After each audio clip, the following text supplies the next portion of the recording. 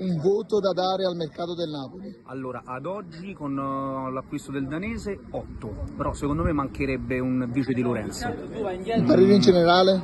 8. 8. Mercato stratosferico, adesso Conte ha la rosa tutta a disposizione, secondo me io spero che il Napoli rivinca il quinto scudetto. Allora, attualmente ad oggi gli darei anche un 8,5.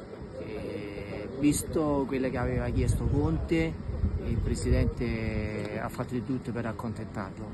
L'unica tassello che manca è un vice di Lorenzo e anche un vice, anche sa, visto che deve partire per la Coppa d'Africa, non abbiamo, diciamo, lui ha chiesto Brescianini,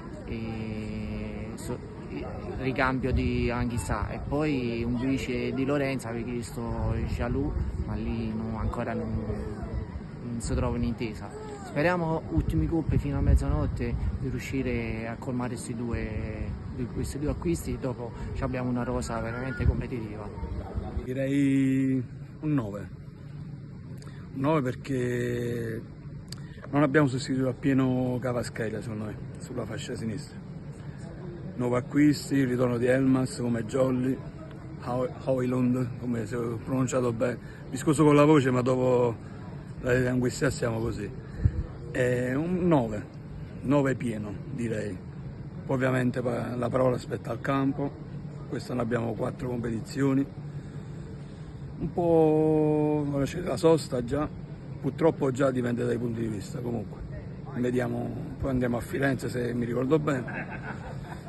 Vedremo, questi nuovi tasselli bisogna metterli tutti insieme. Con l'acquisto di Højlund secondo me siamo arrivati al 9, perché c'era questo inconveniente dell'infortunio di Lukaku e il presidente insomma ci ha messo subito una pezza, quindi diciamo che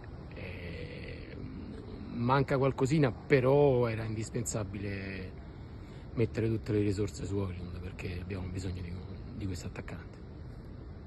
10. Perché? Ha fatto un grande mercato in Napoli quest'anno. E un saluto al Club Napoli Civitavecchia. Forza Napoli!